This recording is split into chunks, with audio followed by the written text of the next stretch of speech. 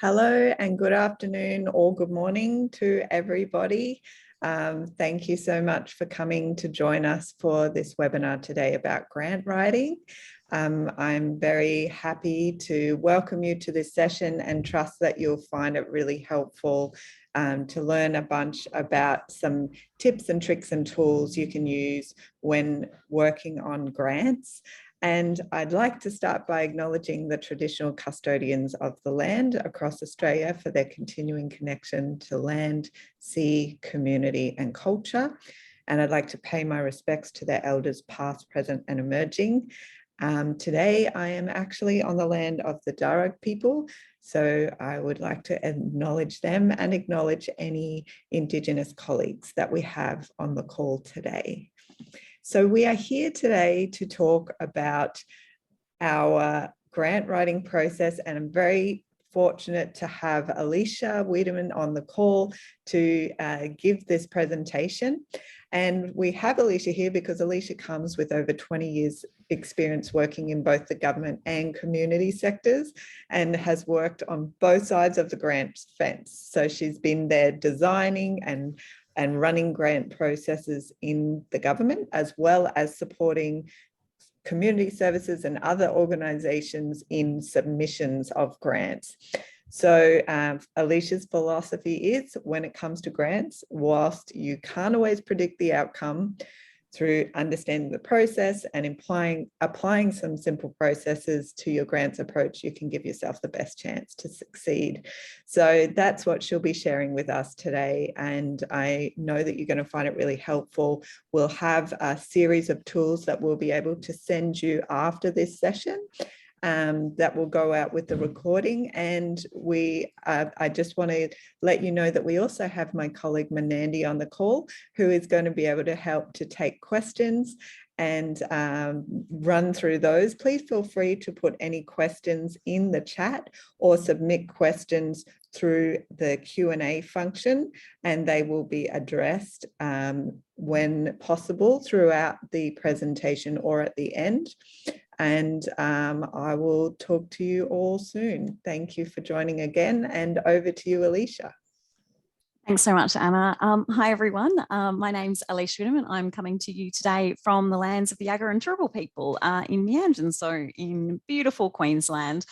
So it's great to see. I can see we've got lots and lots of people online, so I'm thrilled to have you here. I'm hoping that some of what I can do today either helps reinforce some of what you might already know or what your organisations are already doing around writing for and applying for grants. I recognise that in the work that we all do, there's probably lots of people that are joining our webinar today that have spent quite a bit of time in the grant space. And for those of you who are new to this kind of work, I'm hoping I can offer you, I guess, one approach on how to do it, and certainly some hints and tips that I think will improve the way you can showcase your organisation's claims for grants, can better showcase what it is that you're delivering so that you're giving your organisations the best chance of success. So I'm looking forward to spending the next probably 90 minutes with you, taking you through that. So there's quite a bit, I think, to step through. As Anna said, we do have capacity to take questions, and I'd really encourage you to do that. You've probably all spent a bit of time online in webinars like this, so I really encourage you to put those questions in the chat. It's great because it means that Anna, Manandi and I can follow them along through the session, and where it makes sense, I'll be able to stop and give feedback on that. What it's also really helpful for us to do is get a sense of those questions that maybe we don't get to today, but that there's value in coming back out and sharing with this network some of those responses. So if we're unable to get to it today, what it does is give us a really good pool of information that we know is important to you and that might help in terms of your grant processes going forward. So really do encourage you, put those questions in the chat and we'll look at how we can respond to those across our session today. So it would be useful for me just while we are getting, skipped ahead accidentally in a slide. So what I'm going to take you through today is really a bit of an end-to-end session. I think there is a tendency when we get into grants to want to jump straight into the writing of them. And I think that's a really important component of it. But I think as organisations that are looking for or that are seeking grant funding to support the activities that you're doing, there can be real benefit in just taking some time to understand the process overall. So from start to finish, what are grants in their core? What are they trying to achieve? And by knowing that, I think you can put yourself in a better position to showcase the work of your organisations. So I'm going to talk you through a little bit of a general grant process. And I'm going to give you some of, I guess, my experience having been on the developing and the assessing side of that, and also on the other side of having brought together grants that have both been successful and those that certainly I have learnt something from as well. We'll spend then quite a bit of time going through what I think are some of the key areas that are worth focusing on as an organisation in preparing your submissions. So there are a number of components to bringing together a successful grant. And if you and your organisation and your team have good visibility of those, you're going to give yourselves a better chance of being successful in that process. So we'll spend a bit of time in that. And as Anna's indicated, we also have a couple of basic tools that I think that I found useful, and I've certainly seen other organisations find useful, that we want to share with you all to help inform or give you something to use as you go back into your organisations and look at future grants and grant processes. So we'll speak to some of those through the session today as well. To get us started though, I will, if you have any questions or anything that is in your mind, anything that has amused you, puzzled you, driven you insane around grants, please pop them in the questions for us today, so I can get a bit of a sense as we're working through about where your points of interest are, or where the things are that are just that feel like the thing that if you could just crack that one thing, that you'd feel better placed as organisations to deliver successful grants, or give your organisations the best chance of putting your projects forward in these processes. So please pop them in. I'll be able to see some of those as we go through, as will Anna and Manandi, and we can draw on those in the session. So at any time, please pop them in there for me. Again, it's really useful, and it means that across the session, I'm able to tailor some of what we're talking about so that it's responding more to what would be of interest and use to you here today. So please, as we go through the session, pop anything you like in that chat there and those Q&As. All right, so we're going to get started.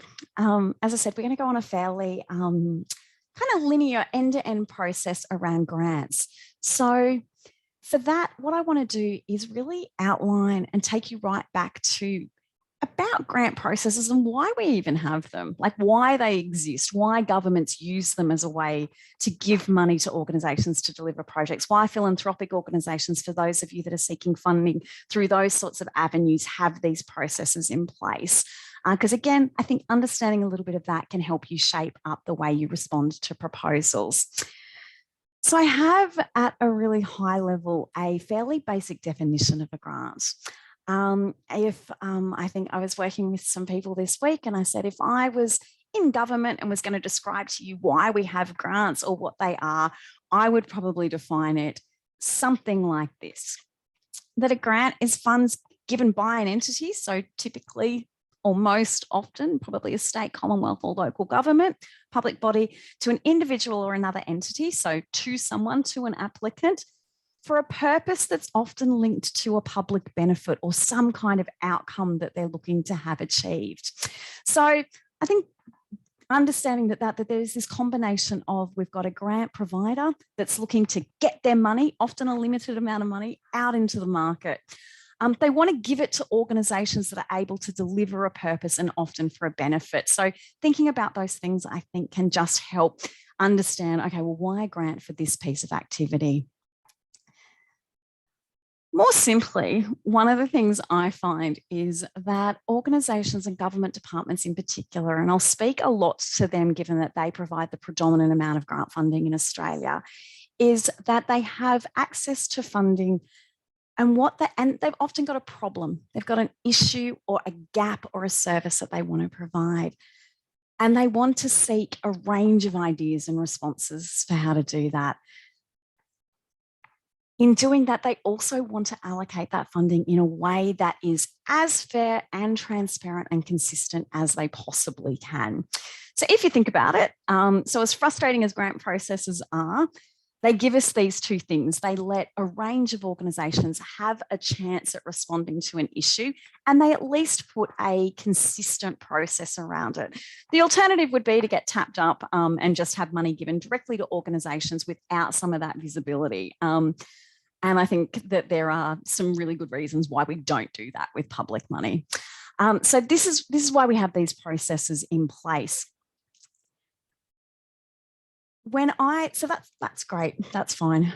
When I look at some of the reasons that some grants fall over or fail in that space is, or when we talk to organisations about where they've fallen over and things like this, if we know that people want to seek a range of ideas and we know that there's a process in place, where do things fall over sometimes? I just want to share with you really quickly. It's a little fuzzy, I appreciate, in terms of the image, and we'll try and improve the quality for when we send it out. But one of the things that can impact on the quality of responding to that process, this is a survey that was done by a number of grant organisations by the Institute of Community Affairs. And it asked lots of reasons for why people didn't submit grants. So if we know that this is what a grant is about, why did people not get through their grants? Why were they not able to submit them successfully? And really interestingly, I think if we look at these front end, it's that people ran out of time. So I can imagine everyone on this webinar today is balancing a whole heap of different priorities. Having good processes in place within your organisations for grants is going to make the best use of your time, and it's going to mean that you're not caught up in this group here who ran out of time to complete their applications. Second and third to that is this process of just finding out that what you were applying for through the process of doing the application started to have a realisation that, oh, we're coming up with a project or a concept of an idea that doesn't actually align with what the government or the grant provider is seeking to have done. Again, if all of you are anything like me in the organisations I work for, time is one of your most critical resources. And so finding that out late in the piece and not submitting a grant can be a real challenge for organisations. So I want to talk a little bit about some of the tools we've got to hopefully limit the chance of you falling into that, that category. And finding out we didn't fit the eligibility requirements. Again, I have been guilty of becoming very excited when I've seen opportunities come out to the market and started working really quickly on what a concept or an idea would look like to find out perhaps that the target group of organisations that might be not-for-profit organisations only, as opposed to something that our client is looking at. So I think that can be really useful just to go, well, where do organisations at a global level fall over with things like grants, and what can we have in place to minimise the chances of that happening? So I've got a couple of tools that we'll talk about today. Got some really great questions starting to come through as well around drafting and writing and wording criteria. So really great. We've got some content at the back end of this session around drafting tips and tricks. So I'll see if we can cover off some of that, but I can see those questions coming through there now as well. Alicia, there's also a question there, and you can see it asking, when working with community leaders, a simpler format is needed quite often, and whether grant submissions can be simplified, and maybe I guess the reasons why not, and how much control people have over this. Knowing that we work with grassroots community leaders, startup organizations. Yeah, what I would say, look, I would certainly say that once grants are released, we really have not a great deal of capacity to influence the format that they're in. So regrettably, one of the things with these processes is that we are responding to the people putting the grant out. So that's where I think organisations or people who are online at the moment, the more you can understand about what or how a grant process works or operates, we almost have a role in translating or bridging that contact between our community leaders, between those people, even in our own organisations that we're asking to give information to. So certainly there is often, once a grant's made public, limited opportunity to change the shape or nature of what is asked and how it is asked. And the reason for that kind of does go back to that transparency and accountability piece is that once it's out there for everyone. So organisations are fairly typically don't change what those processes look like. Now, that said, hopefully good grant drafters and government departments hopefully have some insight into the types of organisations that they're trying to attract to apply for funding and adapt those accordingly. That's an aspiration, probably more than a reality. That said, I think there is some work that you can do to become really familiar with approaches of different organisations, and that way you can build that into how you're working with, for example, community leaders. So an example is the Department of Social Services. So the federal government Department of Social Service often provide grant funding around families and communities. They always use the same IT system. They always use really similar questions at the front end. So if that's an agency that you typically find aligns with what your organisation does, or they're providing funding that supports the things that you do, you can build some internal capability around, okay, well, they always ask these 10 things, and we now know that, which will put you in a better place. So that's a bit of a response to that, Manandi. Okay. So on that, I'm going to just step through again, and this is about, it's almost linked to what we were talking about, is how do you build your own internal capability about what to expect with grants. And for me, I think there's real consistency in what forms the majority of grants. So most grant applications that you look at, that everyone on here online has probably been part of, typically consist of a group of these requirements, almost every time, almost universally. So they will have a group of corporate requirements. So at the front end of the grant, when I say corporate requirements, what I mean is things like information about your organisation, so about the organisation that would hold the contract to get the money. So that can be things like having financial statements available for an organisation. It can be things like having proof of business registration, so having a certificate that confirms that. It can be things like, depending on the side of your organisation, things like workplace equity certificates from WGEA, the federal government agency that confirms that you're complying with particular regulatory requirements around the employment of women. So there are corporate things at the front end that typically form part of most grants. In most grants as well, you will find that you need to do an area that describes what you'll be doing. So often the grant will ask a question, and then you will have to describe what you're doing. And if you can't describe that, then the assessor certainly isn't going to be able to understand what it is that you're looking for, and we miss the opportunity to communicate how your approach is going to solve a problem. So an overview or description. Every single grant forever will have a series of selection criteria, typically between 3 to 5 is common. We're going to spend quite a bit of time around selection criteria today, but every grant that you come across will have selection criteria in there, and we'll speak a little bit about why they exist and what they're seeking to do. You will often in grants find that you have the option to include, or either the option to include, or it will be a requirement to include supporting information.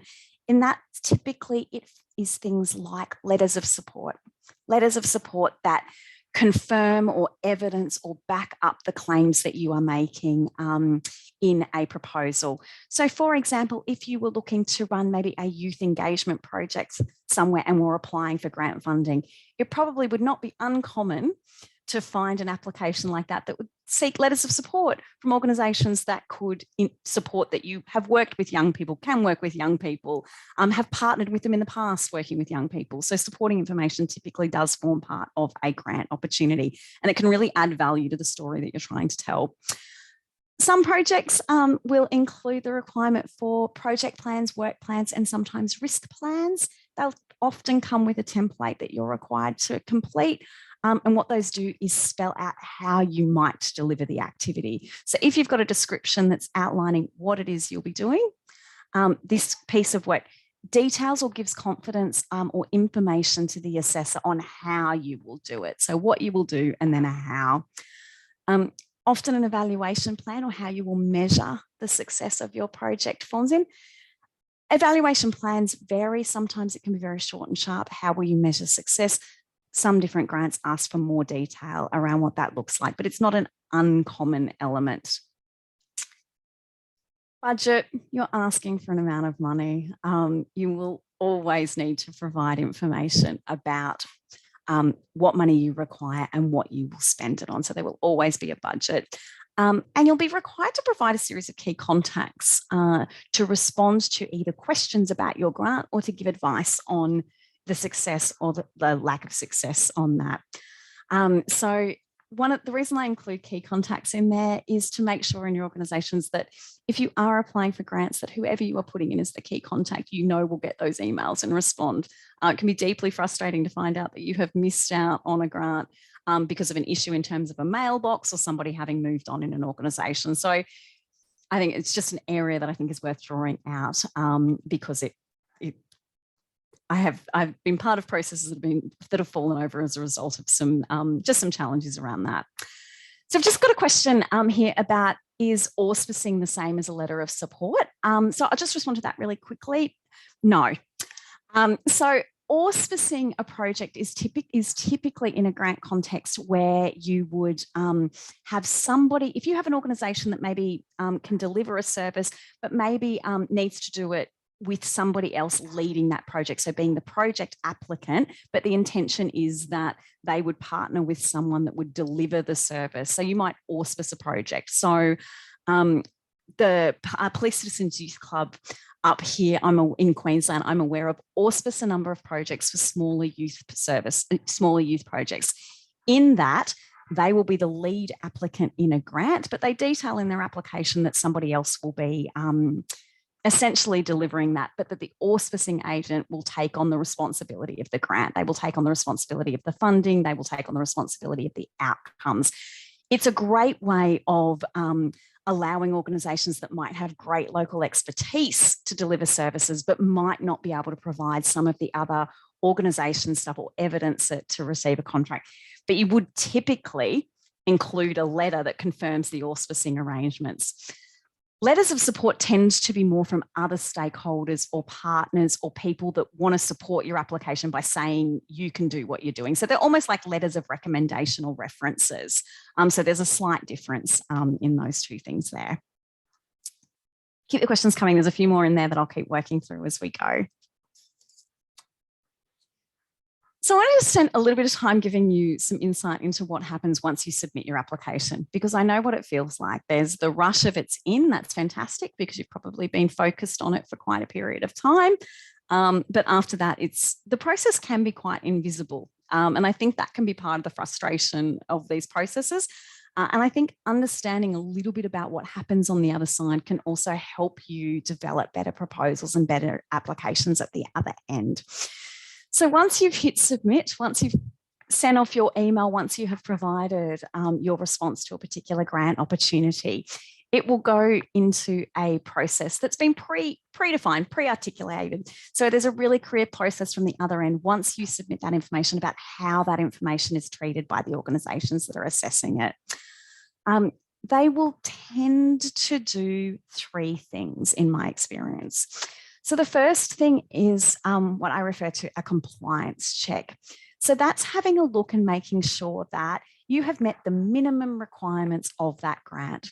So that'll go to things like, have you provided everything that was asked for in the grant submission guidelines? Are you an eligible organisation? So are you, if there is a list of kinds of organisations that can apply, do you meet those requirements? So that will be almost a first port of call in an assessment. Depending on the kind of process it is, the reason it's worth being really clear about this is for big tenders, so less grants, more big tenders, big procurements, if you do not meet those requirements at that point, sometimes that can rule you out of the process. Now, it tends not to happen with smaller grants. Often in smaller grants, if you were to submit and then it was clear that you had not provided, for example, a set of financial statements, which was a requirement, often they will come back to you to see if you can meet those requirements and provide it. But fundamentally, if your organisation is unable to meet some of those really preliminary checks and balances, you put at risk the chance that your grant will continue in the process. So we're going to talk a little bit later on how to make sure that you've got the right checks and balances in place. And some of our checklists go to making sure that you don't miss an opportunity because of not paying attention or inadvertently missing some of these things. So that compliance check can be really, really important. And yeah, we can do some things really simply to make sure that that's not a concern for your organisations. There will always be a criteria assessment as well. So as I said, we'll talk a little bit about criteria later in this conversation today. But the criteria are the area where you get to demonstrate why your project most meets the needs of the grant funder. It's the chance to make a convincing and persuasive and evidence-based argument about why that is, responding to things that are important to the funder. So on the other side of this, when you send through your application, there will be grant assessors who will sit down and they will have a matrix. They will probably have a scoring system, and they will read through your criteria and try to determine, as fairly and consistently with every other grant that's been put in, how much it either meets or doesn't meet what the funder's trying to do.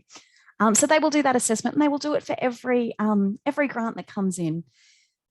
Typically, depending on the size of the procurement or the grant process as well, then there's often a level of moderation, because obviously systems aren't perfect and people aren't perfect. So to make these processes as transparent and fair as well, again, there's often an additional check and balance. So if I was to go and assess a grant and Anna was to go and assess a grant, Manandi might come over the top and have a look and go, okay, yep, I've had a look at what you've done. I've had a look at both of your write-ups, and you've both consistently applied that scoring matrix. So this is a reasonable, fair and consistent assessment. So that will happen as well.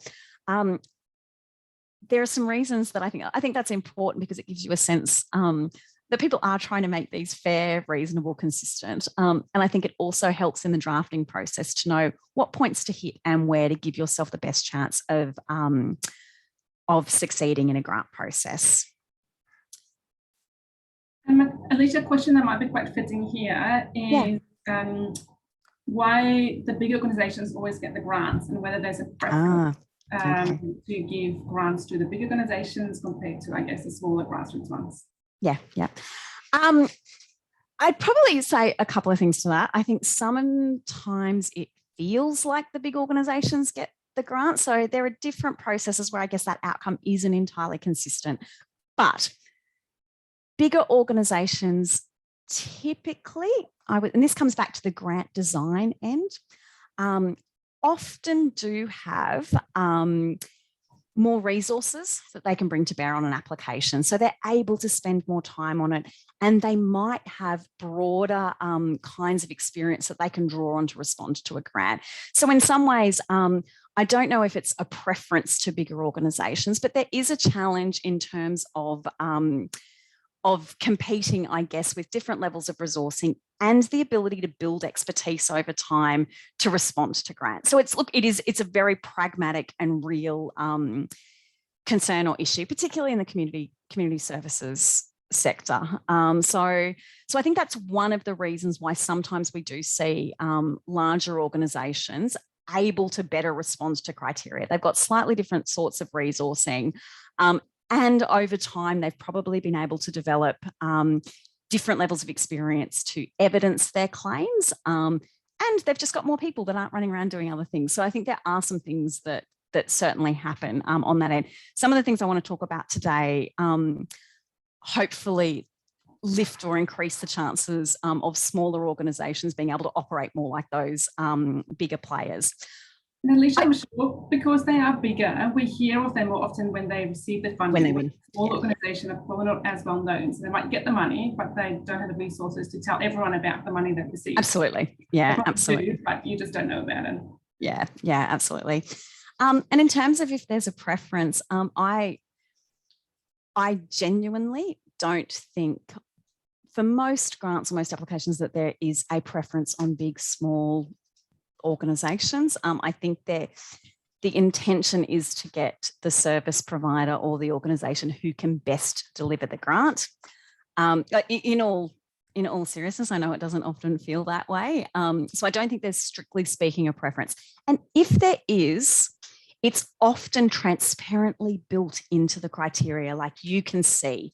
For example, it might say only targeting not-for-profit organisations, or focused on organisations that are both, I don't know, she's not for profit, but also focused on, for argument's sake, women's services. So the grant provider might, if they are looking for a slightly different mix of providers, they will try and signal that to you as best they can, and that will limit who is more likely to be successful. So it's tricky, but I think, Manani, the chance to broadcast as well certainly does impact on it. So I will just speak very quickly, because it is kind of connected to the final thing that happens once the grant is submitted, is that there is always a component where it is a comparative review as well. So where once all of those assessments have happened, keeping in mind a grant process is a way to allocate a limited amount of money.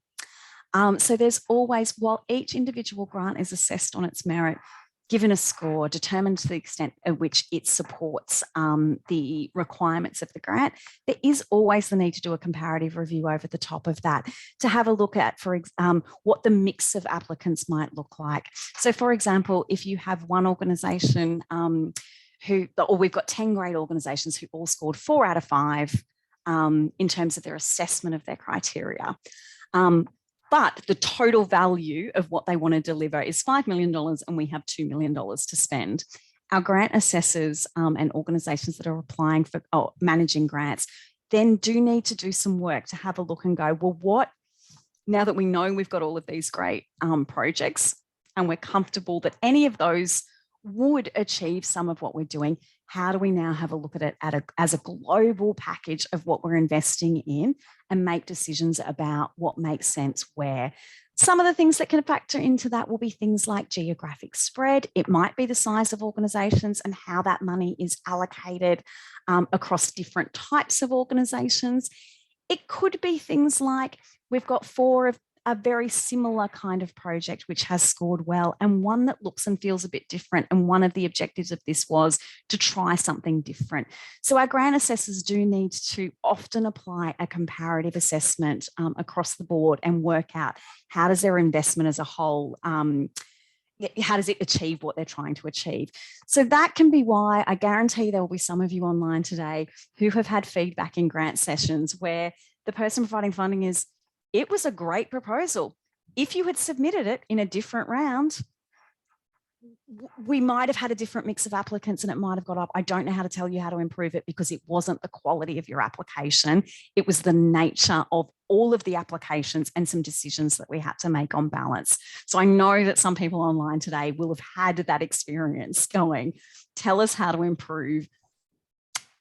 It's a great project or a great organisation. We would love to fund you. Keep it up. Regrettably, this is one of the realities of limited funding. So there is always a comparative component to that as well. That's just worth keeping in mind, I think, in terms of those processes.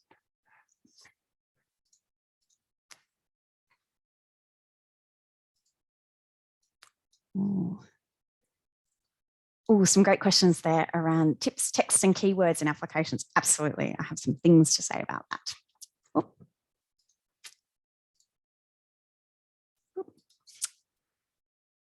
So I'm going to run through quite quickly now some of the things that I think go into preparing a good grant and how you can build, I guess, your internal capability or culture to be able to respond more quickly or to develop more quality responses when you are looking at grant applications and give your organisations the best chance of winning. You might remember that fuzzy slide I had at the front spoke to some of the reasons why people either didn't submit grants during a process. The biggest resource that you will always have when you're doing a grant is the time that is available to you. So having a really good process in place that allows you to make the most of that time gives you time to focus on the bits of the grant that are going to be assessed and win versus those bits that that definitely need to be done to meet that compliance requirement, but aren't really where we want to be spending our time if we can possibly avoid it. So this is what I like to consider a fairly typical grant process that you could build into your organisation. You've probably got versions of it at the moment. So for me, it's monitoring the environment, creating a grant library, having a pool of projects or ideas that are aligned with that you know about, shaping some of those into semi-little concepts if you can, making sure that you've got a grant opportunity that is matched to that concept. And then once it's released, building your team, developing your response, getting it in, and then responding to outcomes at the other end.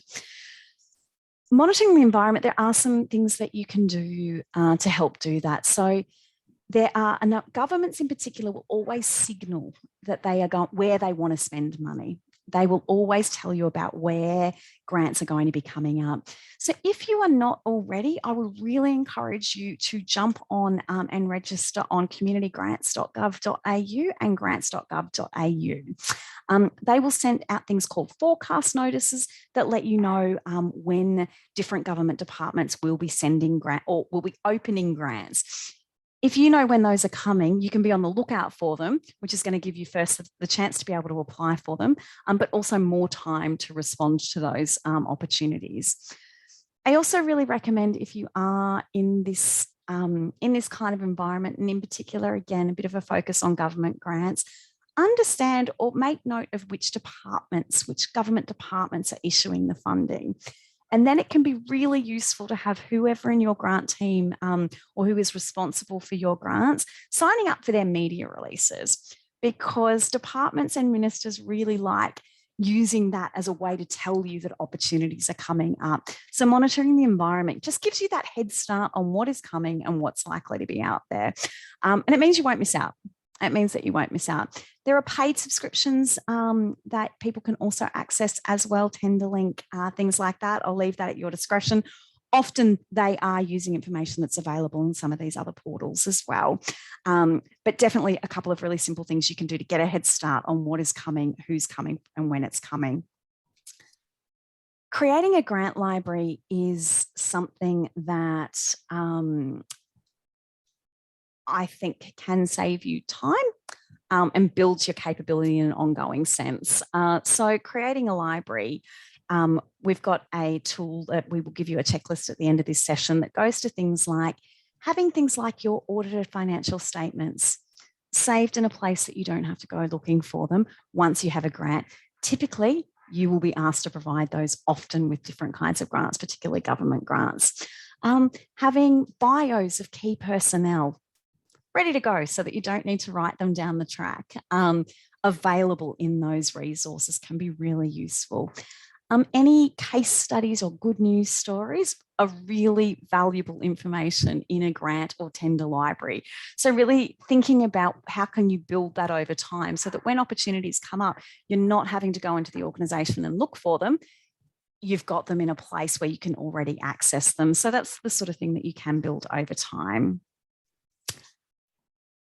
Mapping out project ideas, we'll talk a little bit about that, but having a list of what it is that you think you would like to do and when just gives you opportunities to respond more quickly, and having those concepts shaped up can help as well. So I'm going to move now through some of this process with you.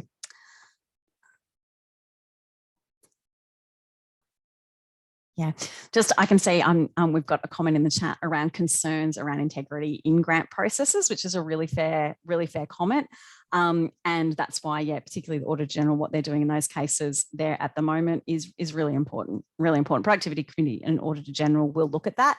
And I think the tension with some of that at the moment has been that departments or assessing organisations have gone through a particular process and then there's been a political lens applied to it. Or sorry, it's been suggested there's been a political lens applied to it. So yeah, that is a real challenge in terms of confidence in grant processes. So I just wanted to acknowledge that. Okay. Just going to move through a little bit. So once your grant is open, the tendency is to want to jump straight into go time. I get that because the pressure is suddenly on. You've probably got a clock and a deadline looming on you, and you're trying to balance a bunch of other priorities. What I would caution or suggest you do is just take a little step back, and there's a couple of tools I want to talk to for supporting you to do that. So matching the opportunity, building your team, developing your response, and editing your review, and editing and reviewing your grant are what are the key bits of where you probably spend most of your time as organisations. Once a grant is released, understanding who's going to help contribute to that, or knowing in advance who forms part of your bid team or your grant team is really helpful.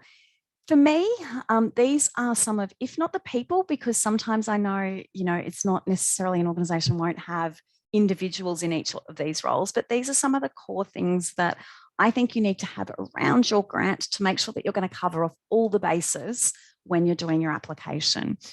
So a project lead, so someone who is responsible for getting the grant in on time, meeting all of the requirements, having all the information available. So a project lead. Subject matter experts, so draw people in your organisation or your network that give you the evidence and the information to complete your grant are really important. So they could be the same person as your project lead in some circumstances, but making sure that you've got access to that resource is critical. Whoever looks after your money, whoever is in your finance area. So as I said, every single time you will need to put together a budget, every single time.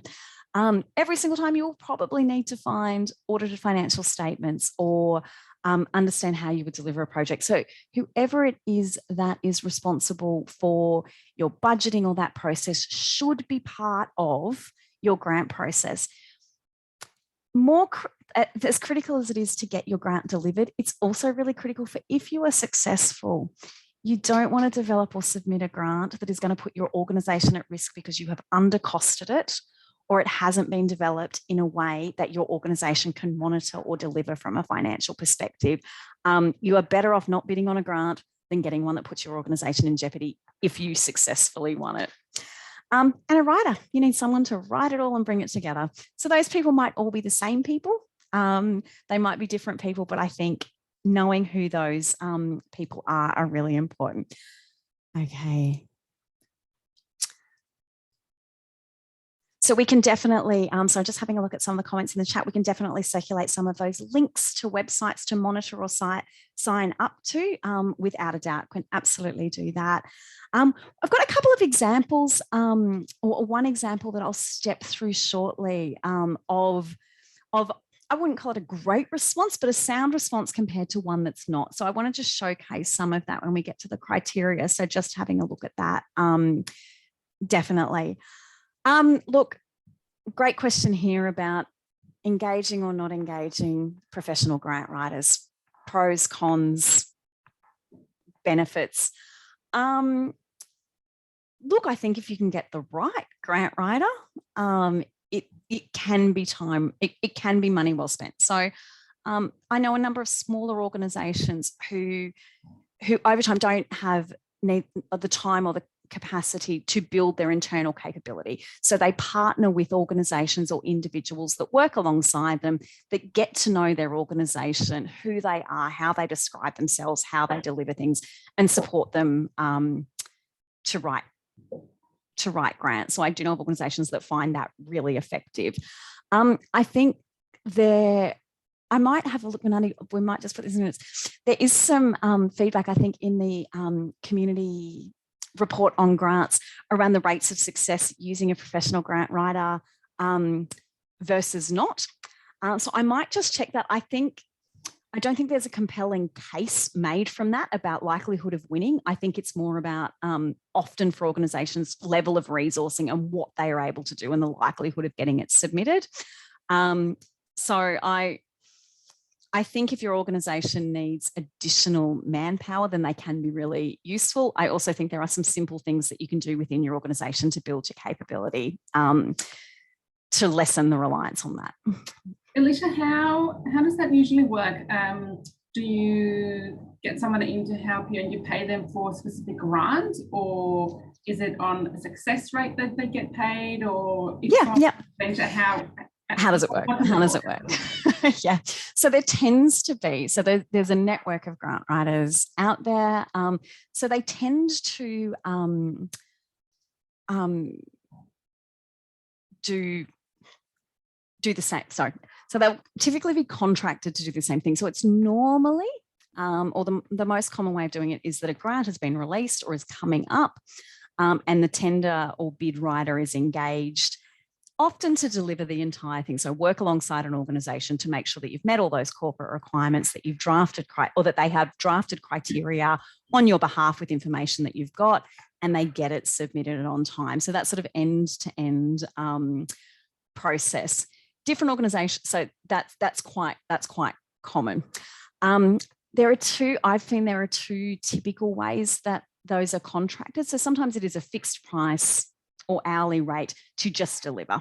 So it's a piece of work end to end. But there are some organisations that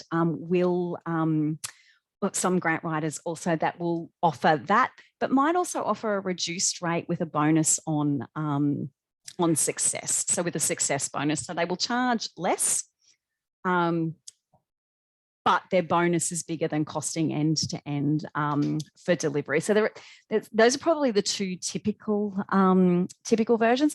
One of the I guess the things to consider in that is obviously capacity to spend or capacity to invest. Sometimes it's like, I think a fairly standard grant can be several $1,000s to bring together. So it's not cheap. And typically the grant that you're applying for won't have the capacity to repay grants out of it. It's for a very specific purpose. So yeah. All right. Thanks for checking the questions, Manandi. It's really helpful.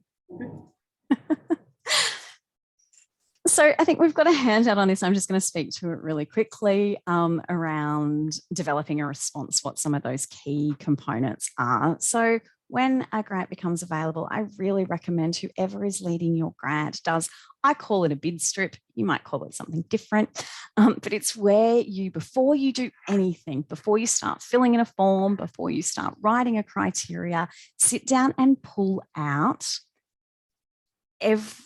information on all the bits that are required to submit a successful bid. So that compliance piece becomes important here, but it also becomes like your project plan for who is doing what and when do we need it by.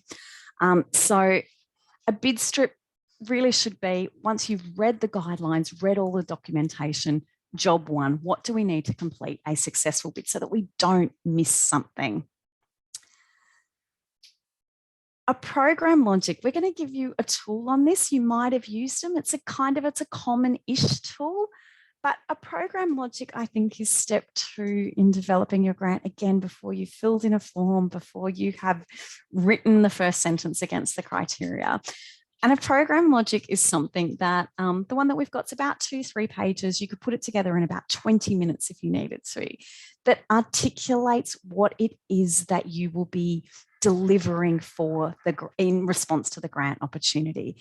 So it is a chance for you to articulate what your activity is, what the inputs and the outputs are to help inform your budget, what success looks like, what are the short, medium and long-term goals, outcomes of that grant.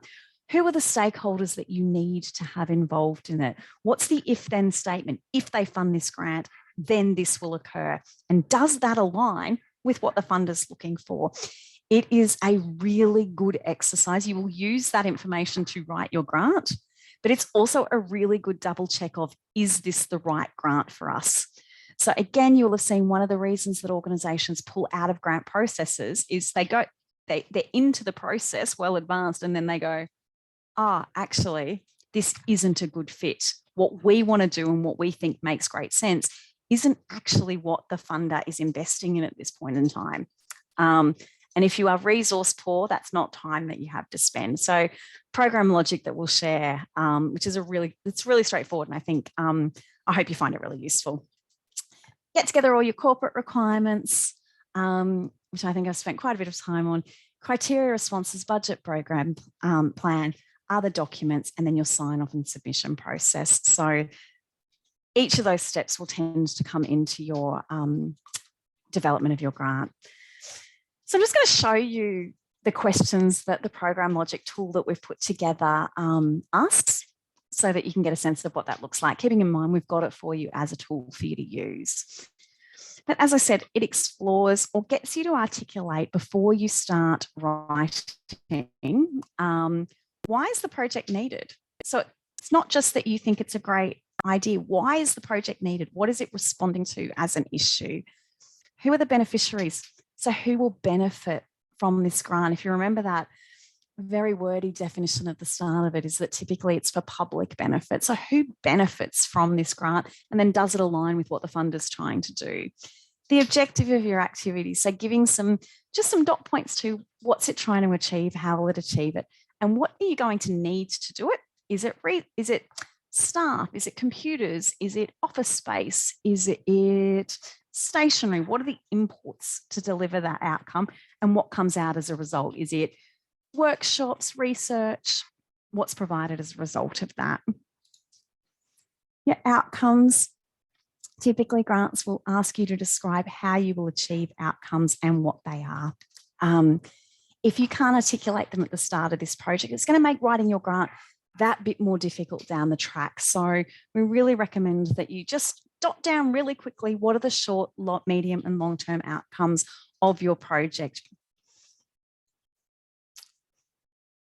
An if-then statement, again, it can be a really good way of checking, does your grant activity align with what you're applying for? Because if it doesn't, you're going to be less successful, obviously, going for it. So if we received this funding to run youth-focused services in Logan, then more young people would be connected and engaged and likely to reintegrate into school. What's your if-then statement around your proposal or activity? Because it can be a compelling line to use in your documents as well. Any assumptions you need to be aware of? Sometimes with proposals and grants, you need to develop risk plans. Assumptions are a great place to keep that information included. And any external factors. So who are the stakeholders that you need? What else is happening in the environment that you need to be aware of? As I said, you can jot out some of that fairly quickly. What I also suggest is useful is that you also include how will we measure it.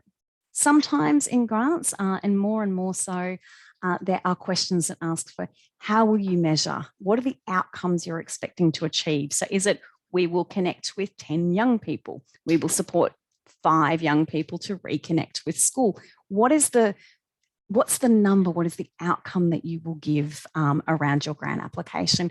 Because the more specific you can be around that, the more compelling a case you're making for the person that's funding that grant. And how will you measure it? So it's not just we know this, we will measure it through. So Department of Social Services at the moment are an organisation that are using that a lot. What outcomes can you achieve, and how can we be sure that you will gather that information for us? Well, we've got a system that records the number of people that work with us. We send out surveys to young people connected with our service to get feedback on their experience of this activity. That is how we will monitor it. That is how we will evaluate it. And it never hurts when you're thinking about the activity that you're doing in the grant to talk about your strengths and your experiences. So again, it's a really short template. It looks longer on these slides. Absolutely. Time well spent at your front end, I would suggest, and we hope that the tool you use is really good. So developing criteria response, the thing that people find perhaps the most frustrating and sometimes the trickiest. So let's spend a little bit of time there, and please keep bringing some of those questions in. They're really helpful. And if I can't get to them today, or Andy can't get to them today, we can have a look at what we can do in some Q&A off the back of this. So developing criteria response. So we've talked a little bit about why they exist and why they're in there, but it's the thing that helps the grant assessor make some decisions around where they invest the available grant funding. So what it tells us as people applying is what are the most important things to the funder in terms of making that decision. So it helps clarify that for us, or it specifies that for us. It gives us a chance to show the organisation funding us that we get what they're on about as well, that we understand the requirements. So it gives us the chance to do both of those things in one spot. It's also the place where you get to demonstrate your particular capacity, capability, or why your organisation, compared to other great organisations probably doing things that they value and think is really good as well. So it gives you the chance to do that. That's why they exist. So these this is a couple of really quick points, and then I've got a little kind of approach or framework that I'll take you through to give a sense of what does good look like. So we did have some questions kind of going to this, going, what does good look like? Help me understand what good looks like. So for me, a strong response to a criteria it'll answer the question that's being asked. And I know that sounds like a really obvious statement, but in assessing grants, it is the area that most often falls over. And I'll talk a little bit about why I think that is in just a moment. It's one that meets the requirements. Again, I know that sounds really straightforward, but all of the criteria that you're responding to will have probably a word or character count limit. Now, luckily, systems and processes are getting a little better around that, so you're less likely to go over things like word and character count. But I've been part of processes where if, for example, the word count has been 300 words, assessors will be required to stop assessing at the 300th word. So if you've put in 400 words, it's not going to meet those requirements. It's going to be a waste of your time. It probably means that there's information that was important that maybe didn't make it in that you need to get into another area. So meeting the requirements is part of a strong response. Because you're often limited in how much you've got there, being clear and concise and comprehensive is important. So clarity is helpful. We'll talk about some do's and don'ts later on, but describing words don't help your application. They use up valuable letters. So saying that something will be brilliant or our exciting program, we've lost a word to include some evidence, for example. So clear, to the point, concise as you can make it. And I've got a couple of strategies to help try and do that.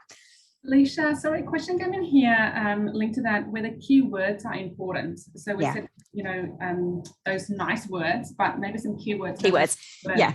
Take on that. Yep, keywords are really important. So yes, well, sorry. I don't know if I would call them keywords. What I would definitely recommend you do is use the language the funder is using. So if they are using particular words, use those words back in your response. So an example, what's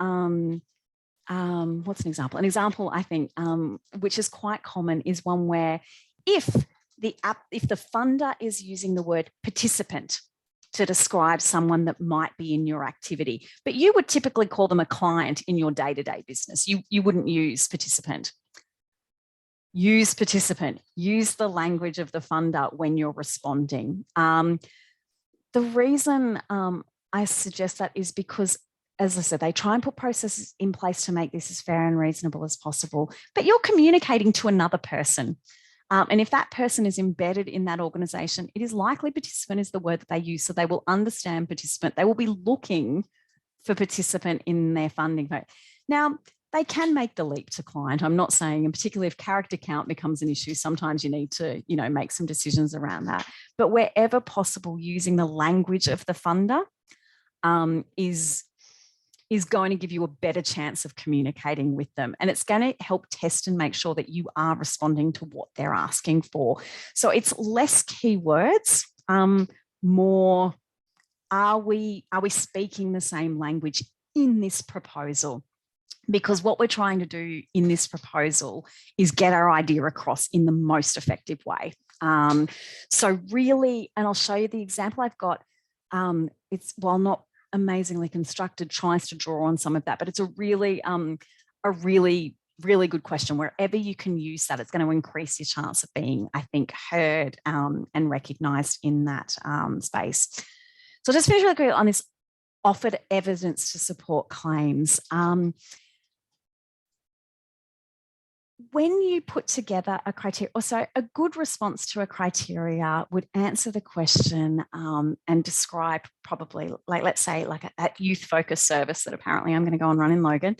You know, if I described what I was doing, so I'm going to work with young people aged 17 to 24 in Logan, and I'm going to run some engagement workshops to try and get them back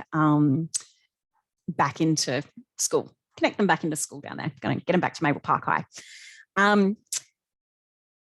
saying that I'm going to do that is great. And it articulates grant and response to it. If I can find a way to show that I have done that before as a funder, or if I haven't done it before, what the evidence is that says what I'm doing will work. If you can imagine two grant proposals that are reading two really great concepts, one that has a little bit of evidence inside it is going to be more convincing, more compelling, because past performance tends to suggest future performance as well. So just if there are opportunities, or if the criteria specifically uses the word demonstrated or evidence, include your evidence. Demonstrated means tell us what you've done. And evidence to support claims can be work that you have done or work that you know validates that what you're suggesting makes sense. I'll talk a little bit about that.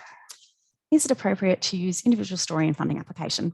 So good question there about the question, is it appropriate to use an individual story in a funding application? The first thing I would say to that is, did the criteria ask you to? So that's probably, I know, so just really good. So did it ask for a case study? Did it ask for a story? So that's probably thing one. So did it ask for it? Where I think it can, so that's probably the first thing. If it didn't ask for it, I would be cautious about including a story. Where you could use it though, so that's probably the first thing, is around this evidence of claims. So stories, case studies can be really effective for that. So it could be, we're going to run this youth engagement project here, running workshops here. This successfully worked with Alicia, a young person who, due to unstable housing, was not connected with it. We worked with her too. So a case study can form great evidence, definitely. But the first thing I would ask is, did it ask for it? If you're just including it to showcase how great your organisation is and what it is that you do, if it hasn't asked for it, you've lost the opportunity to respond to their criteria. But case studies can be great examples of evidence. And particularly, I think someone was asking before about that bigger organisation, smaller organisation. Bigger organisations will get to draw on bigger data sets. So they'll be able to say, we've worked with 1,000 young people in Logan and delivered X, Y, and Z. If I'm a small organisation, I can't showcase those numbers, but I can show quality through a smaller case study and an intervention that gives confidence. So I think there are different ways to do that. So I hope that goes some way to answering some of that, Jane. So a way to not get caught out or a way to plan your criteria responses, I want to suggest this as an option. Again, the tendency, and I am guilty of this sometimes when working with clients, is I just want to jump straight into the criteria and get writing. Spending a little bit of time planning your criteria, though, can be really helpful, and again, a great use of your time. And I think it's going to improve the quality of your response. So what I suggest as an option in doing that is you look at what's the key message we want to communicate as an organisation in that criteria response. So what's the thing I want them to leave thinking or knowing about my organisation as it relates to that question? What is it? What's the 2 sentences that we want them to go away with when they read that? So a good example, or a common example probably, is most grant criteria will have a question about organisation, capability, and capacity. So capacity of your organisation, capacity and capability of the organisation to deliver the activity. Often what's being asked there is, does your organisation have the infrastructure, the personnel, the experience in place so that if we give you the money, you're a sure set of hands, like a safe set of hands, help us understand what that looks like. And it'll often be relative to the amount of grant funding that you're looking for. So for me, and one of the examples that we'll look at a little bit later, what I would want to communicate as a key message in response to a grant, to a question like that, is our organisation is well equipped to manage, support, and deliver the activity because of these reasons. So it's exactly so. The key message I want to give is one of confidence to that grant funder that we meet that requirement. Supporting points are just jotting down what are the things that give give credence to that. Like, what are the things that you would suggest support your key message? So if the key message is one of confidence and capability, what are the, like, why? What are the supporting points that suggest what that looks like? And it could be, we're an organization that's been around for 5 years. It could be our team have the best experts in the world on working between young people in Logan and Woodridge State High. It could be that we've done it 3 or 4 times in the past with really great outcomes, but what are the supporting points that sit under that? And then thinking about or drawing out, do you have any evidence that suggests that? So it will be one thing for me to say, we're really confident and we're great at running things. Supporting points, we know this because we've been in business for 50 years, delivering similar outcomes. And the evidence or example of that is we've been really successful in obtaining funding 3 years running because our outcomes are great. So it's just building a story around a criteria. So I think this can be a useful framework to do that. So what's our key message? What are our supporting points? And do we have examples or data or evidence that showcases that? So when I look at that, so that kind of framework, a couple of the other things that are important or that I'd suggest you give some time to understand at the next grant that you're looking at is criteria response are crafty. Grant organisations that are or asking for grants or receiving submissions want to get as much information out of you as possible. And so often when they write a criteria, what looks straightforward in the first instance has a bunch of either sometimes deliberate subpoints, so it might say criteria X, Y, and Z, making sure you cover off this point, this point, this point, and this point. Or it might just be that it's a really longly worded criteria. And when you go through, you can pick out there are actually slightly different elements to what they're asking. You want to make sure you've considered all of those things so that when you respond, when someone is sitting down assessing it, they're able to go, oh, we asked for this, tick, I can see that. They asked for this dot point, yep, there's the contents to that. They asked for this piece here, excellent, I can see where they've covered that off. So breaking down the criteria and making sure that you're aware of all of its little components is a really necessary step in your drafting.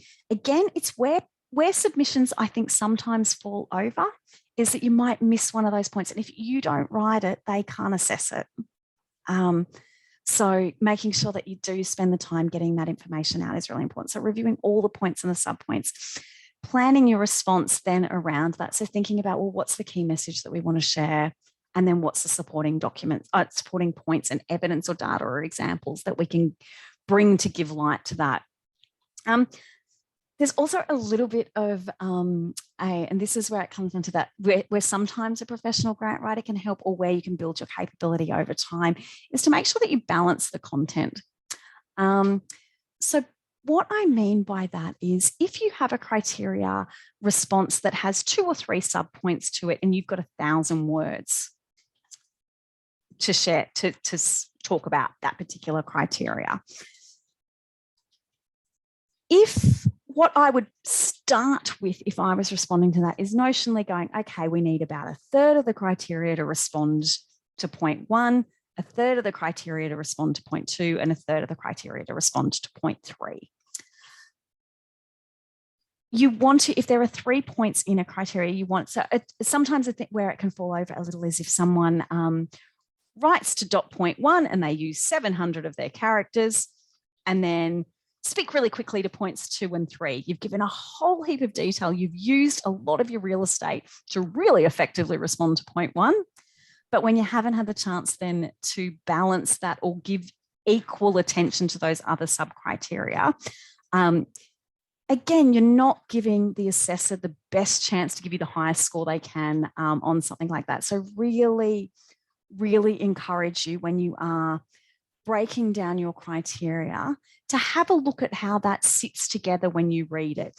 Does it feel balanced when you read it? Or do you get to one point and go, actually, we've only written 2 lines about our personnel and they're a really key part of this criteria. So recommend that you think about what that balance looks like. Yeah, Alicia, when I have looked over applications, quite often people will spend a whole lot of time explaining their organization and what the organization does and the work delivered, which is great because you get an overview of it. But it just leaves very limited words to tell us what you are going to do. Yeah. About your organization. And then you get these little bits at the end and it's like, oh no. So yeah, thinking about that's really, great real example, Manandi.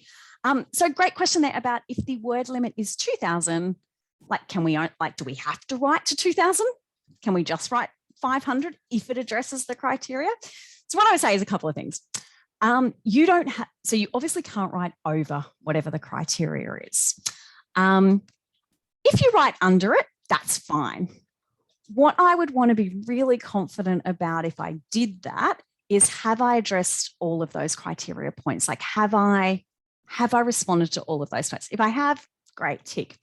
The second thing I would consider around that though, if I was going to fall well below the character count or the word limit requirement, is, am I using the opportunity at its fullest to tell this assessor about our organisation? I would very genuinely look at it and say, is there more I can tell? Is there an example? Is there a case study? Is there something else I can use this space for because I get one go? So the first thing would be, have I addressed all the criteria, dot points or sub points? Again, if you have and you're very succinct, that's actually great. There's a skill to that. There is, genuinely. But I would definitely look and think, well, how can I use the balance of this criteria to, like, am I using it to its fullest advantage? Because in a competitive grant process, the organisation next door to you probably is using all 2,000 characters.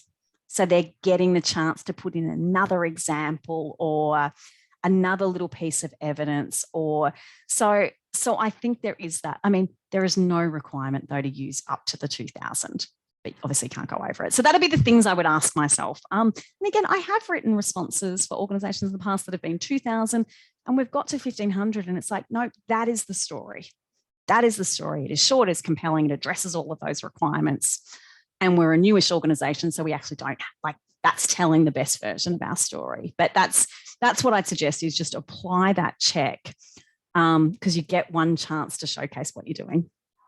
I guess they've put in the funding bodies have put in that word limit because they think that's how many words you would need to fully explain. To explore it.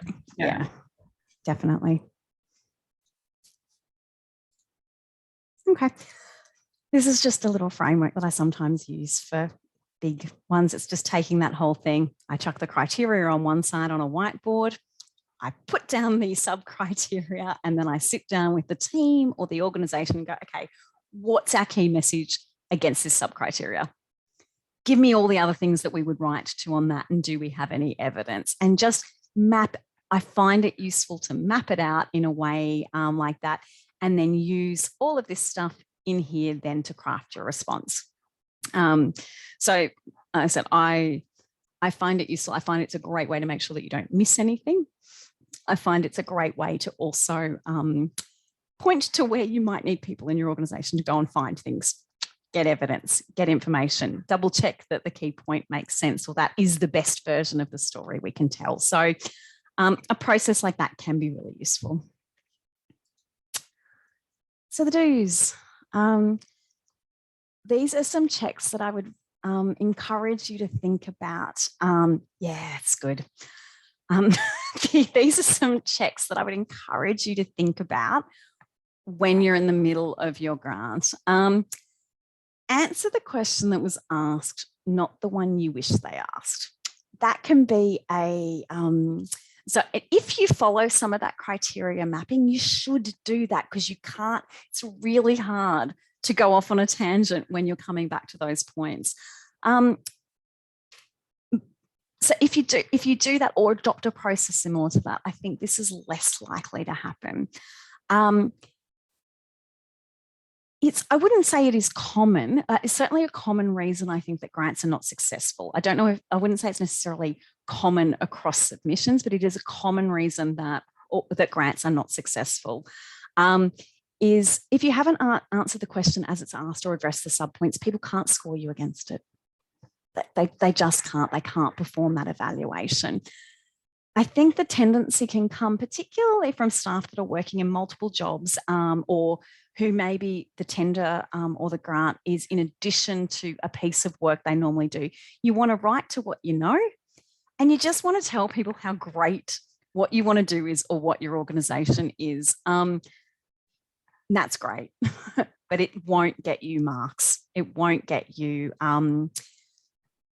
it won't allow the evaluator to give you a score against that. So just, it's a check. Again, the criteria mapping should reduce the chance of that happening, but it's a check that is worth applying. Did we answer the question, or have we given them lots of great information, but not information that's relevant at that point?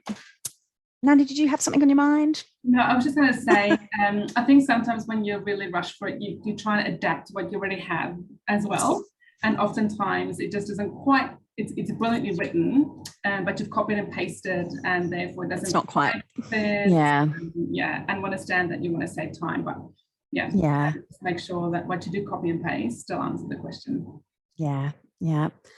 If you have facts and data in your responses, it can help. It can evidence things really quickly. Numbers are great sometimes.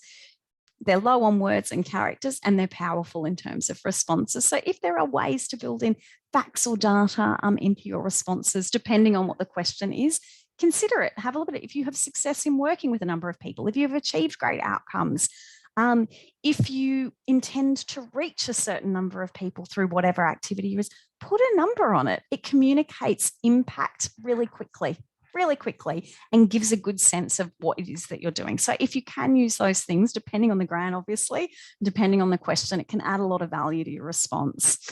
Monitor character counts and word limits. I think I said that. And that balance in your criteria as well is probably secondary to that. Make the information simple to find.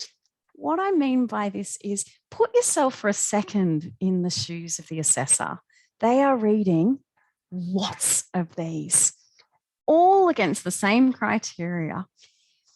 You want to make it as easy as possible for them to find your information. So structuring your response in a predictable way. So what I mean by that is if your criteria has 4 subpoints, there's every chance the evaluation framework that your assessor is using probably lists it in those 4 points. Don't make it hard for them to find. Draft your response. If the criteria is tell me about the needs of your cohort group, how you will respond and where you will do it. When you write your response, put it in that order. Make it easy for them to find. Make it easy for you to write. Again, some of that criteria mapping will help do that, but make it simple for the assessor to go, oh, didn't have to look for that. Oh, great, quick. Can resolve that really quickly. It will just make it easier. The easier it is for them to find, the easier it is for them to feel confident that you've responded to it, and the easier it is for them to rate you or give you a more positive evaluation in that. And it means they're less likely to miss it. That's the other thing. They're less likely to miss it in your application. So make the information as simple to find as possible. And I think back to Jane's question earlier, use language that they use. Communicate in a way that they're expecting or that they operate as a funding agency. So, I've got that there. And avoid assumptions. So sometimes you'll be working with organisations who maybe they're aware of your organisation. Assumptions are your assessor typically in a fair grant process will not be in a position to draw information from outside of that process. They will be limited to what you have provided in the application. They'll be limited to that because, again, they're trying to compare it in as fair and reasonable a way as they can across a range of other proposals. So they're not going to be able to go and, Google your organisation. They're not going to be able to go and ask around for heaps more data or information.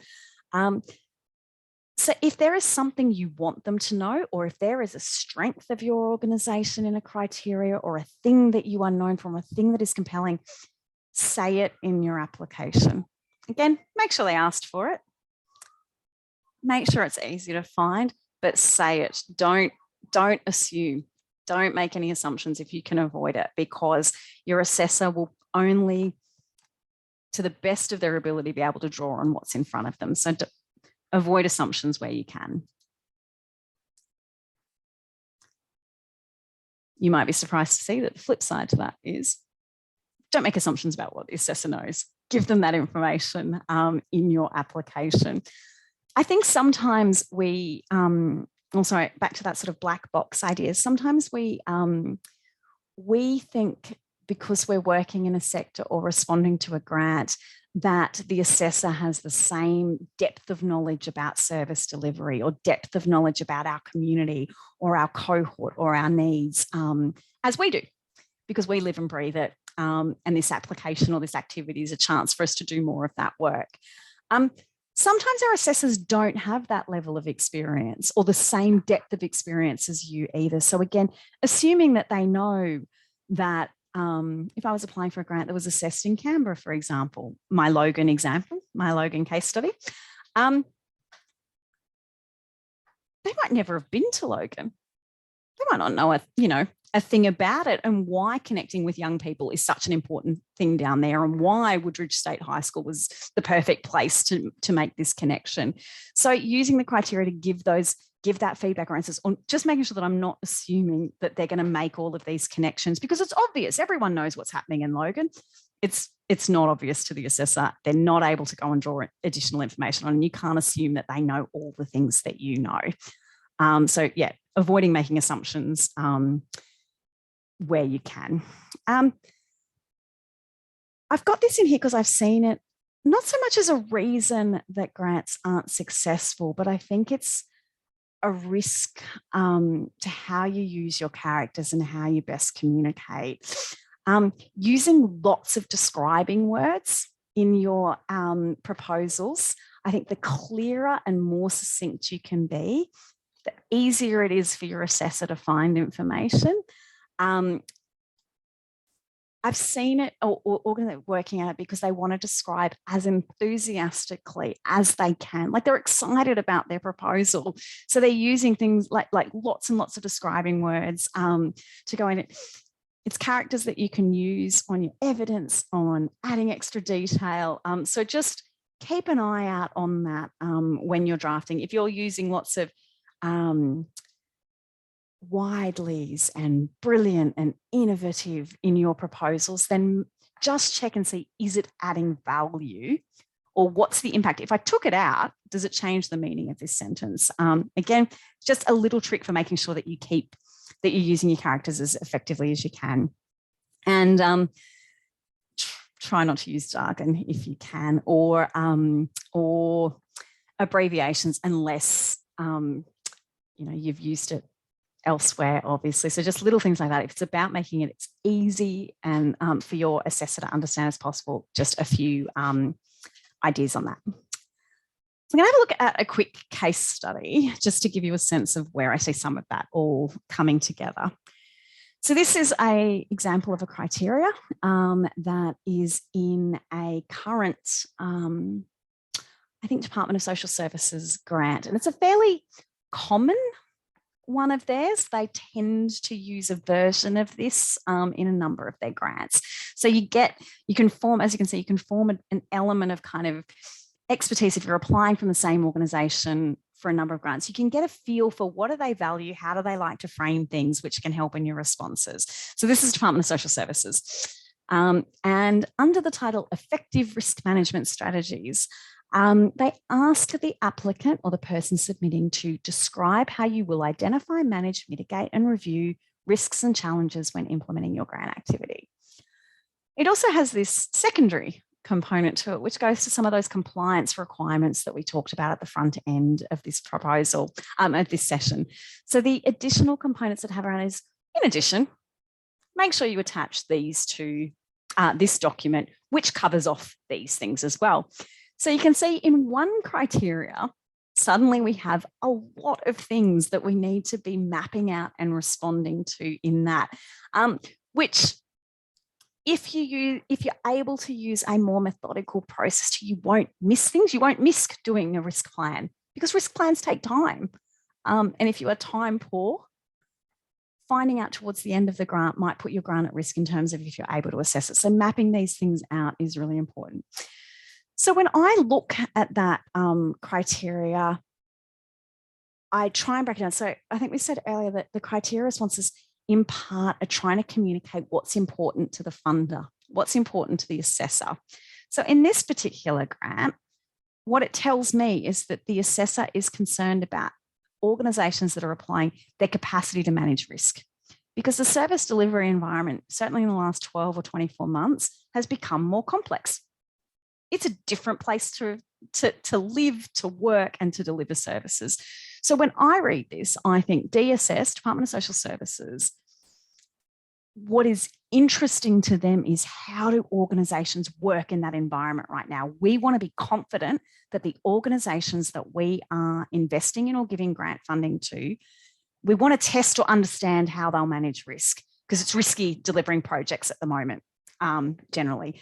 So that says to me, they want to appoint organisations that they are confident can manage risk and have good risk management processes in place. And they're going to have a look across all of their projects and see who gives a compelling case around that.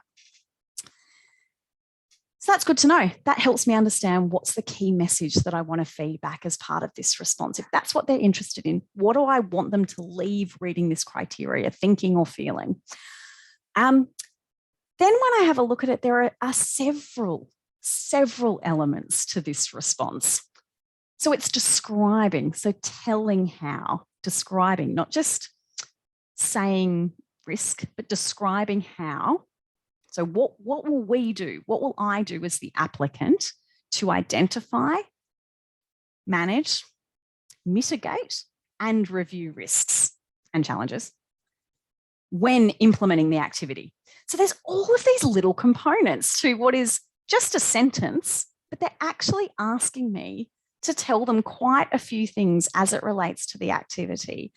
And then secondary to that, this criteria, and one of the reasons I selected it is there's also then this additional compliance piece. Then so it's not just write the criteria, it's have a risk plan that sits alongside that and helps show that. So again, it's asking quite a few things. So for me, if I was mapping out this criteria, I would draw out all of those things. So I appreciate that this is quite tiny text, so it'll look a little better when you're able to see it on your own screens. But so the key message, so having a look at that, how do I want to start getting information or sentences or things together to craft my response? I have a listen and go, well, the key message that I want to communicate to the department is I want to give confidence that our organisation understands risk. We get the risk environment. I want to show them, demonstrate that we have processes in place and that we can apply them to the activity. Because if you remember, it asks that question in here. So that's what I want them to walk away thinking when they read this criteria, be able to go tick, tick, tick. We've got a really strong sense of what that looks like. So for me, and this is, again, I would call this a sound response. I wouldn't call this yet an amazing response because this is just shaping up some of that content against that framework. But I would want to say to them that my organisation conveniently is an experienced provider of contracts. We've done lots of these. So you know we're good for it, DSS who are funding it, because we're telling them straight away, we've done this a lot. We're really experienced at doing this. And the other thing I want you to know is that we've got processes and procedures inbuilt in our organisation that allow us to, and then speaking to that point, using their language again, identify, manage, mitigate risks associated with whatever the project is. So I want them to have that we are experienced and we've got processes in place that allow us to do all of those things that you asked for in your criteria response. So some of my supporting points that I might pull out if I was an organisation, if I was mapping that going, well, tell me, how do we know that? How do we know that? What adds value to that message? So I might describe that our organisation has a risk management process in place. So we, within our organisation, have a way that we manage risk in our day-to-day operation. So if we do that in our day-to-day operation, I think that's going to give confidence to my supporting point. That those processes guide how we do things. We've got checks and balances in place, and as it results to the delivery of our service. So that's the other thing. We've got checks and balances in place that allow us to do that. And then the demonstrate component, which was important in that criteria before, it's going, and for this project, so it's asking how we'll do it in the activity. How will we do it in the activity? So for this one, we'd use those things that we have internally to develop a risk plan at the start of our process, which we know they want because they're asking us to submit it with the proposal. So if we're giving them confidence, I think it's a nice way of paralleling what they're looking for in that. How else will we do it? Well, whatever your risk process is for this organisation that I made up, it's endorsed by their senior managers and then embedded into their delivery. So evidence, how do you demonstrate it? How do you show you're doing it? So I've just got some sentences here that we put out just in doing some of that mapping around, we'll identify risks by doing these things, because it asked, how will you identify risks? We will manage and mitigate risks. How will we do it? So you can see there we've made some dot points that would suggest how we would do that as well. And a little bit more description around what that would look like. For this criteria here as well, we've also made a suggestion, because the funding agency has asked in our risk management plan, which we will attach, that we also outline key risks and some strategies associated with the activity here. One of the things we might consider in drafting this response as well is just putting a couple of examples of those risks in. So it's evidencing our ability and capability again. So this hasn't been written as a response. This is really just that planning and sentences. But what I would do in this is it gives me a sense that, have I described how we will identify, manage and mitigate risks? I've got dot points that I could start to write to there. Am I using language that is consistent with what they're using? Yeah. So give you a sense, and you're probably getting a bit of a hang on it now about what I would look for if I was doing this. If I was assessing it, I would go, oh yeah, I can see how they've said they'll identify risk. Fantastic. Oh, I can see what they would do that demonstrates they would manage and mitigate risk. Brilliant. Yes, they've attached a risk plan, and they've referred to it here. The criteria is consistent with the document that's been supplied as well. So again, this isn't written as a great response. It's written as a response that you could build and start to write. But I just want to showcase, just before we keep moving through, we're nearly there. Everyone's been exceptionally patient. What a poorer one looks like. Again, this is not written as a response, but I just want to highlight some of the things that traps that I think it falls into, and why it's going to be really hard for whoever was putting this response to perhaps get as high a score as they would like. So in this example, we've got some fairly general feedback about risk, just risk generally, like what it is. It's written well, it reads okay, but it's pretty academic. And it's not associated with identifying, managing, mitigating risks in the project. It's general. It doesn't tie back to what you are doing. You know, it tries to give confidence by saying, you know, we understand risk processes. So we're giving a little bit of an insight into that. And we've got a risk plan. So it's not a terrible response. It's showcasing a little bit of what they would do. And then it gives some information about how they're doing it, in that all people in our team are responsible for managing risk. So some of the things that I think aren't fantastic about this is that it tries to speak to the criteria, but it's general. It doesn't use a lot of their language. And as I said, I think it's missing a little bit of specificity around, can I find it? Can I tick it off? So just some suggestions there around what that looks like. So let's assume you've gone through a process and you've got all your corporate things in a pile. You've got some criteria that you've had the chance to map out. You've written them up in a way that balances your content, that uses words that the funder is using, and when you read it, makes sense. You've got your budget done over to the side. Your budget is consistent with the activity that you're doing, and you can see that the two sit alongside each other. If you are able to, I really recommend finding time in your process to review everything top to tail. How does it read overall? When you read the whole submission and you have a look at your grant applications, will typically at the front end have an objective of the grant, like what the grant's trying to do, what the government or the funder wants to achieve. When you read that, your grant response, does it give you a sense of that? Just looking, not trying to assess it, do they line up? So rereading it in that sense can be really useful. Reading it for sense. Does it make sense? And Andy's point was a good one, is sometimes we can try and use information from other grants. That's actually not a bad thing. That can be a way of streamlining this. But rereading it and making sure that we've updated it, updated the locations, or changed the tense or pivoted the language is really important. It's clear when that's when we haven't done that. Checking for spelling and grammar. It's a really basic one, but again, your grant is a chance for you to give confidence to the funder that you're a great organisation, that that is professional and you could give the money to without any problem. And spelling and grammar is one of those funny little things that sometimes can just take away from that just ever so slightly. It's not going to be an accessible thing, but again, we're trying to present our organisation in the best way possible. So finding the time to do that or having someone to do that review can be really valuable. Making sure you're in word and character count so that you don't lose an opportunity. And I'd like to suggest as a strategy that you consider having, I call it a critical friend approach. And what that is having somebody who has been slightly at arm's length to your process, reading what you've put together. Look, it assumes a bit of a luxury in terms of resources and access to people. You're not asking them to read it as an expert. I don't think you're asking them to read it even as an assessor, but having someone that has not been in the grant have a read and reflect back to you what they think it's saying can be a valuable exercise.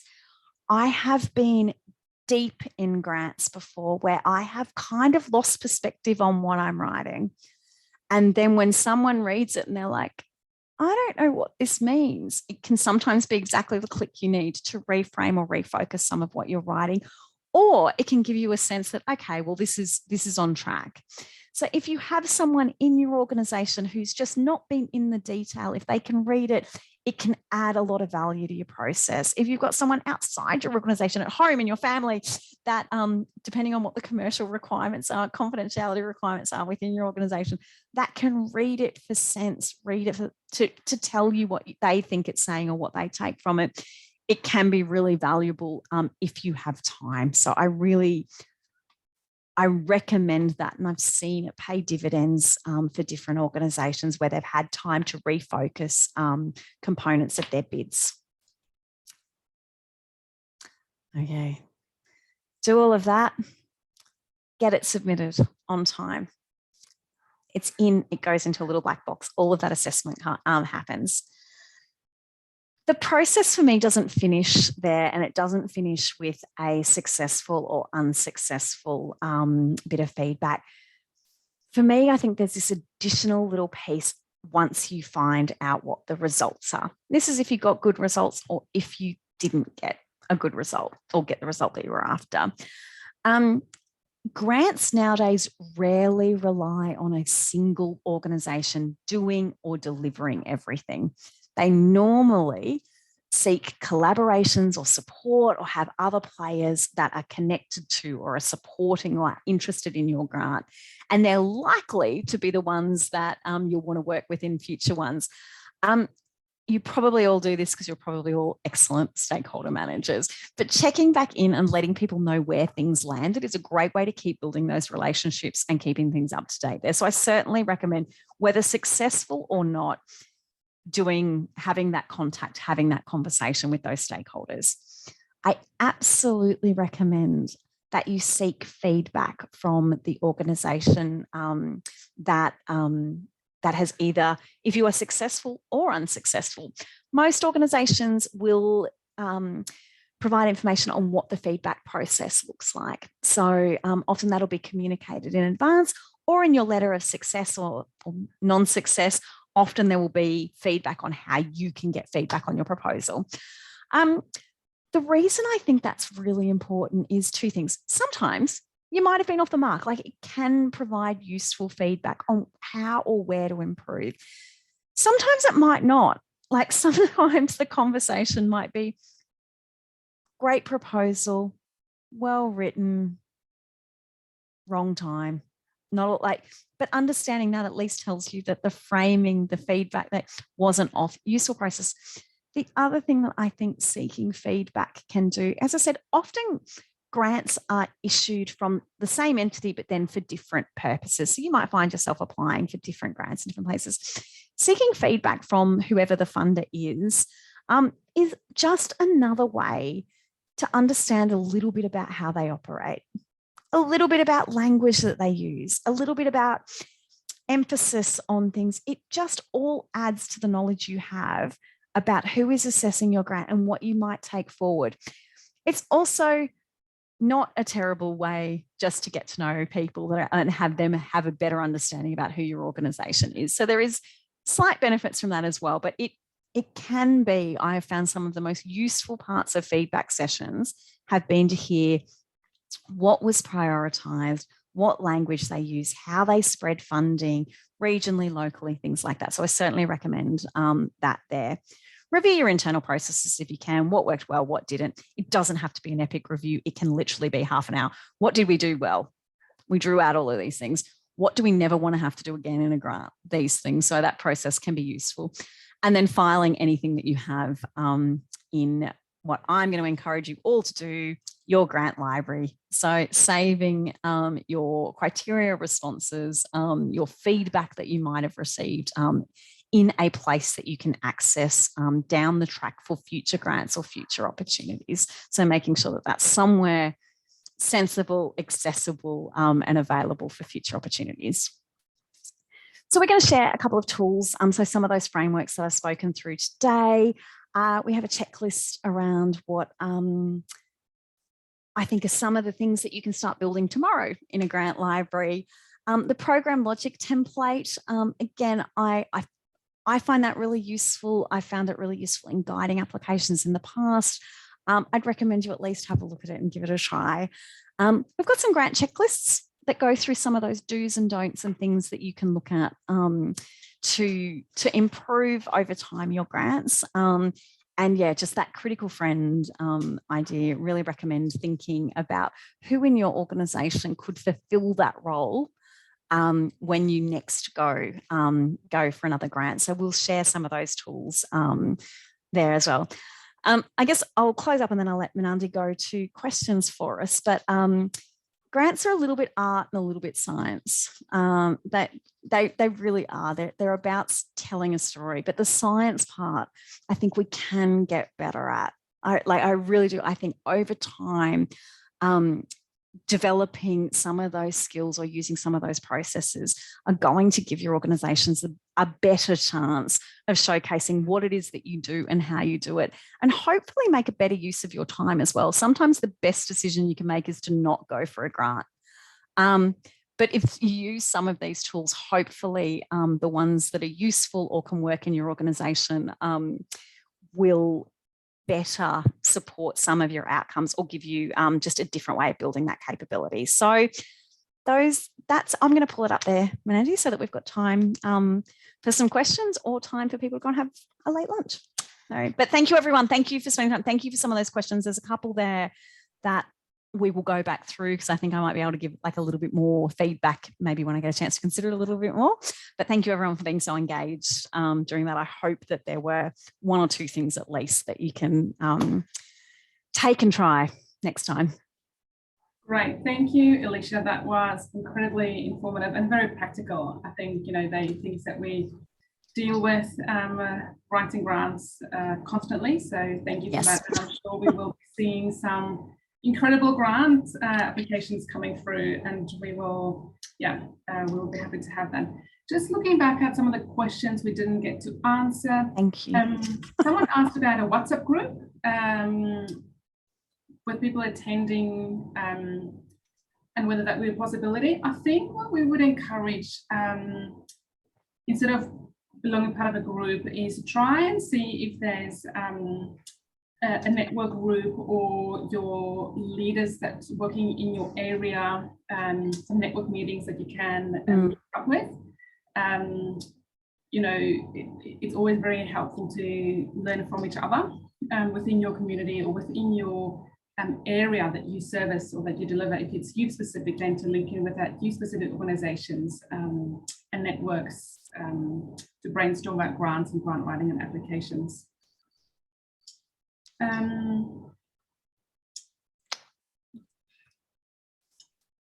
Someone asked about a link for religious or faith grants. Alicia, I don't know if there's any specific places to look for specific grants around that, or whether they just distribute it from, I guess, various different platforms. If you just got to subscribe. Should give it some thought. Yeah. Give it some. I don't have an immediate, I don't have anything obvious that I would recommend for that at the moment, but let me give it a little bit of thought. We can send it out with the materials. Great. Another good question that I thought came through was about a percentage of the budgets to be allocated to evaluation and staffing. Oh, yeah. As a rule of thumb as to how you do break up your budget part. Someone else mentioned that, you know, it's often the most difficult part of the grant is the budget and the finance. Is the budget, yeah.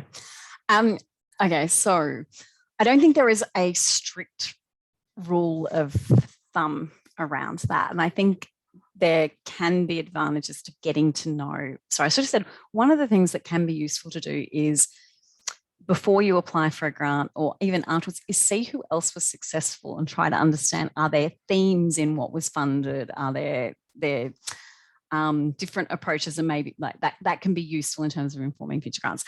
In terms of budgets, grant funding, so a couple of things. Grant funding typically is time limited. So often what people don't want to see, or sorry, what challenges funders in budgets when they're developed is something that looks like it's not related to the project. So things that are run to ongoing project costs, or that might be appointing roles or personnel within an organisation that at the end of the grant funding put the organisation at risk if that person can't be involved in that role anymore. Having funding in budgets that seems over the top around meeting, I guess, ongoing organisation requirements can be a risk. So like a little bit of a rule of thumb that is used for those of you that are based, I'm based in Queensland, based up here in Queensland. The Queensland State Government, for a number of their grants, have a range that they suggest for management and administration fees in a grant, which sits at about up to 5%. So up to 5% of the total grant funding going to things like electricity or the time of your CEO or tiny bit of rent in your organisation. So that's I wouldn't say it's a recommendation, but that's an approach that the Queensland State Government use for some of their grants. Up here, they use that level there. Excuse me. Your budget should align with what you're doing. So if your grant is all about having, I don't know, we'll use my youth worker example there, youth workers on the ground, and you would expect your budget to be predominantly workforce. So as long as it's aligned, I think that makes sense. If my budget for that came back though, which was 50% of the budget is in a project manager at a rate that doesn't look like market rate, and like one youth worker, you know, it does need to, it needs to ring true and support the activity. So those couple of things I think do need to settle out. I might have a look, Manati, at the question a little bit more and just give a little bit more thought to that, because I think there are some considerations you can put against a budget. So we might do a little quick Q&A on that as well. It's a good question. Great. And the only other one I think was just, I guess, a bit of more frustration because you voiced how grants get assessed. You know, sometimes funding bodies can contact you to specifically apply for the grant because it fits, and you do all the hard work, you apply, and they come back sorry, you were unsuccessful, try again in another round. And you outlined. Yeah, it's deeply frustrating. Yeah. But it doesn't take away from the frustration, because we previously said that you are so incredibly passionate about what you do and believe in what you do. And it's heartbreaking when others don't see that, especially if they recognize that, but still didn't quite get that funding. And I'm sure that would have been answered by your explanations as to why it just probably wasn't an application, it fit the bill, but they were just competing factors that successful. And that happens not more often than you would think, but most assessors are on the side of the organisations applying. By what I mean is they work hard to find the content. They work hard to give it the best. No assessor is approaching a grant looking to mark people down. Like they honestly aren't. Like, put yourselves, everyone that's online, in the shoes of someone that's like, they are looking for a way to give the best score possible because they want good proposals and good applicants. So it is frustrating to not win again and again and again. That's where, again, the feedback process can add value to that, understanding what that looks like. Seeing who else was supported and what you can draw from that can be helpful. And building longer term relationships with departments as well outside of grant processes can help you understand a little bit about what they do and how they do it, which can better prepare you for next ones. But I definitely appreciate the frustration, and I definitely know what it feels like when you're tapped up and you feel really good about it because someone's contacted you saying you should definitely put in for this. And then when it's not successful, it's really hard work. Hard work. Alicia, this is just for me personally, this might be really difficult to answer, but applying for a grant is obviously very time consuming. So much. Is there a bit of when people have to budget time to do applications? I know different applications will ask different requirements and questions, but a bit of a rough estimate as to how much you can expect, how much time or hours you can expect to write on a typical or a standard grant? Yes, look, I think you can make an assessment about that. I think just using, again, as an example, and I'll try with this, a Department of Social Services, again, I'll just use that. They issue a lot of grant funding, so it's quite a common one. They typically are open for a period of 4 to 6 weeks in terms of the time that you have to respond. An organisation that has monitored the environment so they knew it was coming, that has some existing relationships in place that they can draw on, and a concept and a reasonable grant library so they don't need to go looking for things. I think you can bring together the overarching thing probably in 40 to 50 hours.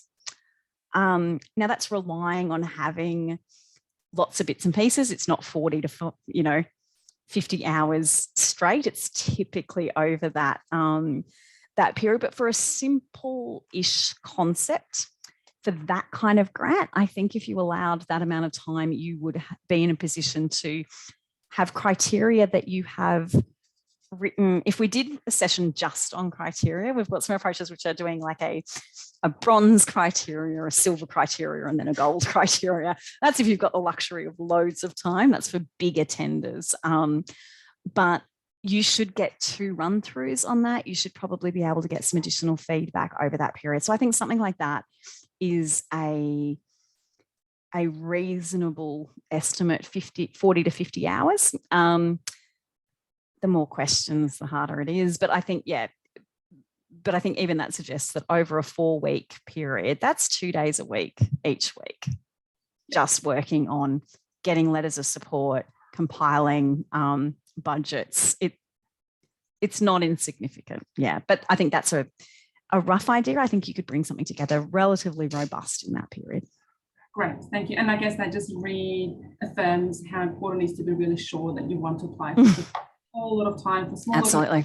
to spend just to realize that it's not quite for you, or you probably weren't getting the grant. So it is a huge effort and a huge task. And maybe if you haven't been successful in getting grants, and you know that you've spent 10 hours or 2 full days on this, in the big picture of things, those grant writing will probably take a whole lot more time. I guess a bit of a reality check of I sometimes think one of the best decisions an organisation can make is to not bid. Like in terms of that competing resources or the strength of claims. Like and that's where that project logic can become really important. And that's where, if you are talking to external grant writers, that's an important question. A good grant writer, or hopefully an ethical grant writer, what if we said that, would have a conversation and would probably have a perspective on time and quality of submission and help you through a bid, no bid decision, because you can write an unsuccessful grant and get paid for it and probably have a handle on that from the start. So yeah, cautionary tale. Yeah. Alicia, thank you so much. A few people have asked, and yes, we will be sending through the PowerPoint presentation as well as a recording of the session and those tools that Alicia mentioned. So watch the space over the next day or two. But yeah, thank you so much. It was very, very informative.